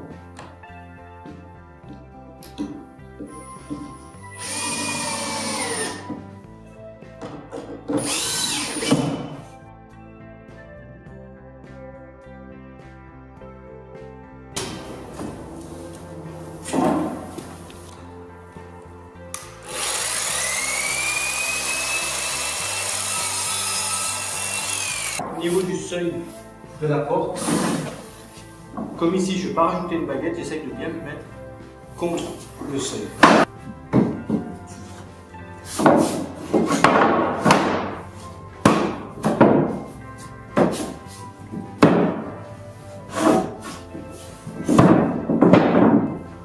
En principe, quand on pose des planchers, tant qu'il n'est pas vérifié ou qu'on n'a pas mis de protection, si on veut le garder joli, sachant que c'est un support pour mettre éventuellement un parquet flottant, parce que le plancher va travailler beaucoup entre l'hiver où il fait 0 degré et l'été où il fait 40 degrés. Les lames étant clouées, chacune, sa dimension va varier et donc vous risquez d'avoir des écarts entre chaque lame. Mais quand on les installe, en principe, on se met en chaussettes de manière à ce que on ne salisse pas le plancher tout de suite.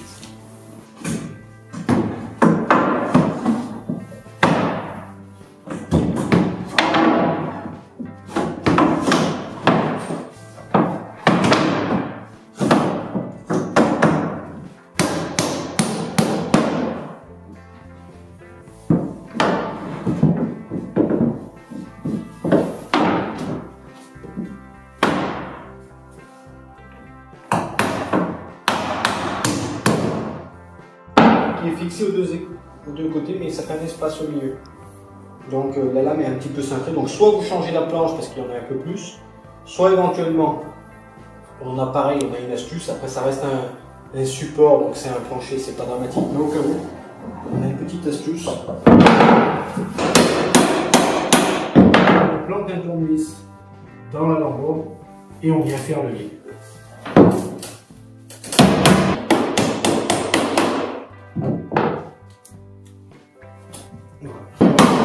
Un peu plus loin.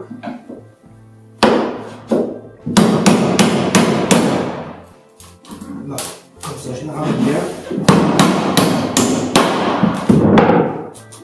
Et voilà.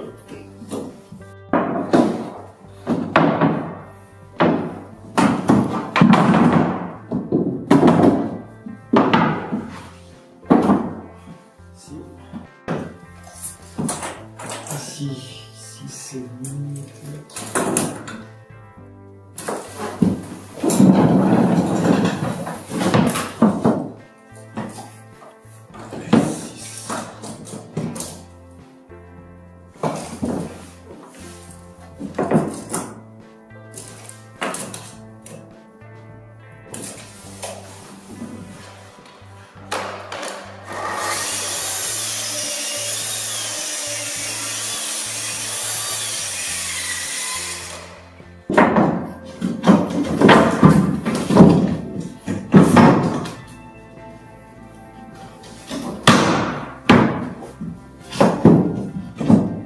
Parfois plus facile de mettre les deux derniers ensemble qu'une par une.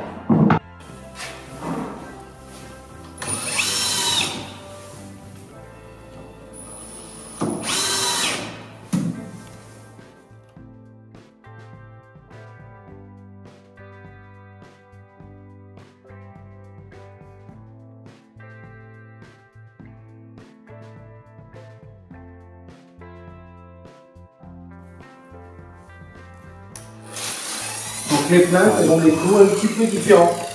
Ça c'est les clous des planchers et ça c'est le clou des plaintes.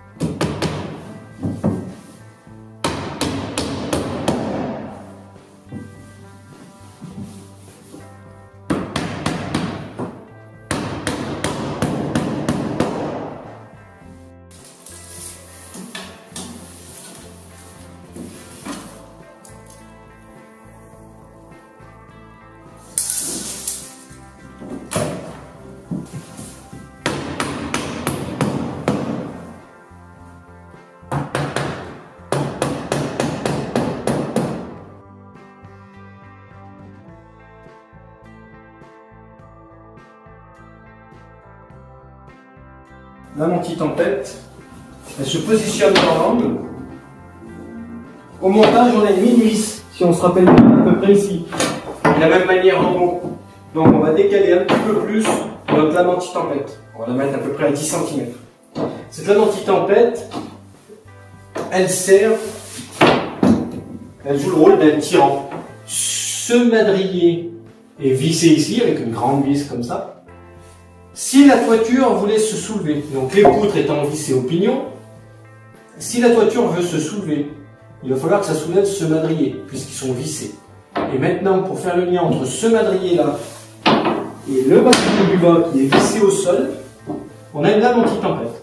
Et donc, on va venir mettre le boulon ici, En principe, on le met pas tout à fait en haut, on le met à 1/3 du haut. Et en partie basse, on n'a pas le choix, c'est un simple trou. Pourquoi 1/3 du haut? Parce que l'abri, de la même manière, en été, il va avoir tendance à redescendre.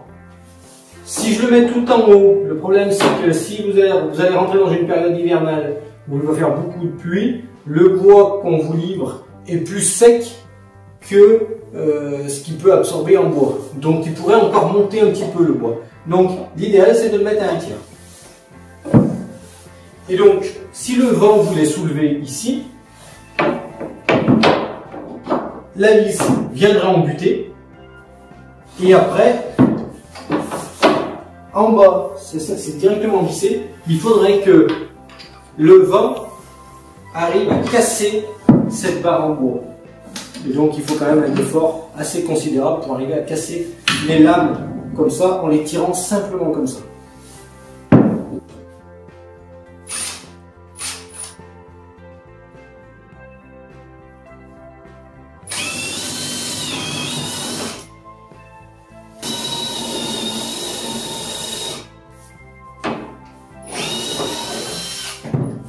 Une fois qu'on a fait ça, à l'extérieur, on ira mettre ces boulons.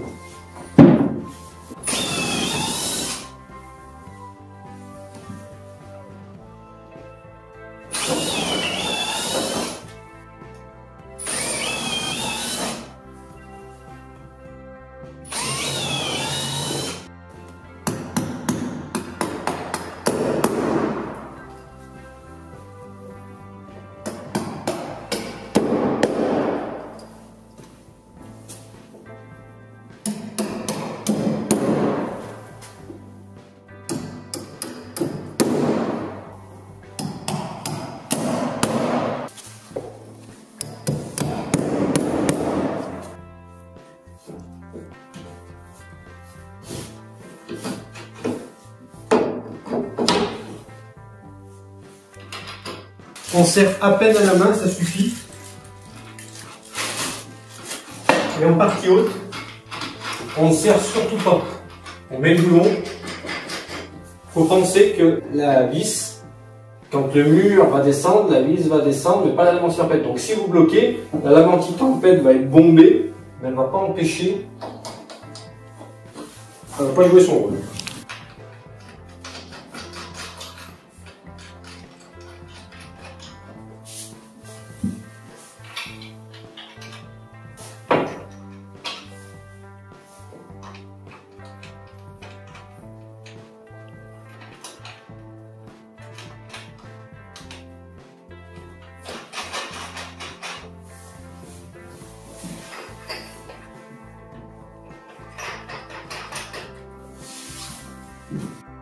Sur la qualité de la porte, on voit que ces trois éléments qui sont collés, c'est ce qu'on appelle du contre-collé ou du lamellé-collé. Ça a l'avantage de maintenir la porte bien droite par rapport à si c'était du massif où il pourrait y avoir quelques déformations. Donc ça c'est important d'avoir une porte en contre-collé. C'est plus cher, mais ça permet d'avoir une stabilité de la porte. De la même manière, on a un panneau à l'intérieur de l'abri, mais on a le même panneau également à l'extérieur. Pour la simple et bonne raison que le panneau qui est ici est soumis au soleil, à l'eau, peut avoir tendance à travailler un petit peu. Alors que là, quand vous en avez un de chaque côté, même si celui extérieur travaille, celui à l'intérieur reste toujours impeccable. Un petit point particulier, en général, pour toutes les constructions en madrier. Il faut savoir que les madriers ils montent et ils descendent, on disait tout à l'heure, de 3%. Donc 3%, ici la fenêtre mesure 80 cm, fois 3%, ça fait 2,4 cm. C'est pour ça qu'au-dessus, ici, vous avez, si vous démontez cette planche, on va voir qu'on a un espace existant, c'est un espace de dilatation. Et sur une porte, on a un espace qui est d'autant plus important parce que la porte mesure quasiment 2 mètres de hauteur, à 3%, ça fait 6 cm. Donc, il ne faut pas venir mettre des vis dans les murs. C'est-à-dire que la fenêtre, toutes ces vis qui sont ici, sont vissées dans le cadre de la fenêtre et la fenêtre est prise en sandwich, mais elle est libre. En exagérant, je pourrais lever la fenêtre. Donc, si vous mettez une vis ici, ce madrier-là, il ne peut plus descendre, puisqu'il est figé ici. Alors que celui-ci va pouvoir continuer à descendre, et entre les deux, là, vous allez avoir un jour qui va apparaître. Donc, c'est important de ne pas mettre en vertical, sur tous les bois verticales, c'est important de ne pas mettre une vis. C'est pour ça qu'on a vu sur les lames anti-tempête qu'il y avait un trou oblong pour venir mettre la vis. Donc je vais vous démonter cette lame et vous allez voir qu'il y a un espace de dilatation assez important. Donc il ne faut surtout pas le boucher avec quelque chose de rigide puisque ça empêcherait le tassement. Si ce madrier qui est au-dessus de la menuiserie ne peut pas descendre, donc il va venir embuter. Donc ça veut dire que le poids de la toiture va reposer sur le cadre de la fenêtre.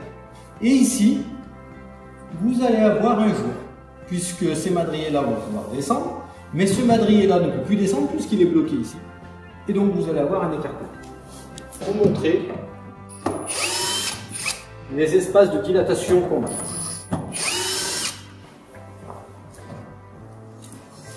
Donc ici, vous le voyez, on retrouve nos 25 mm de dilatation qu'on pouvait avoir.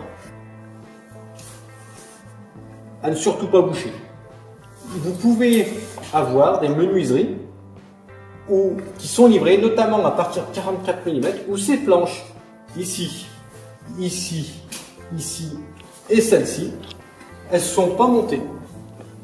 Car dans le transport, ça a tendance à s'abîmer un peu.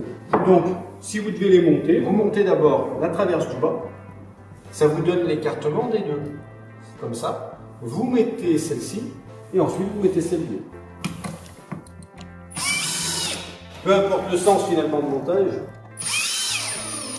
le tout, pour ne pas vous tromper, si vous avez, lorsque vous avez les éléments qui sont dissociés, c'est simple, celui-ci c'est le même que celui-ci.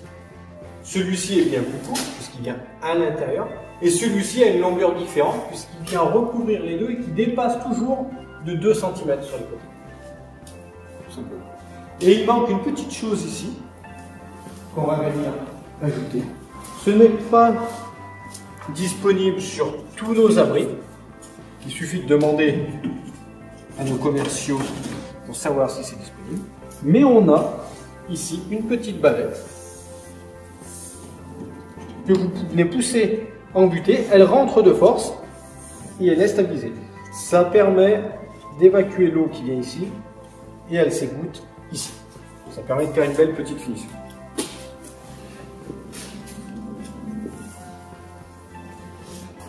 On a un madrier supplémentaire, c'est le plus grand. On en avait un en plus, ce qui est normal, sur 80% de nos produits. On avait 4 voliges supplémentaires et on avait une lame de plancher en plus.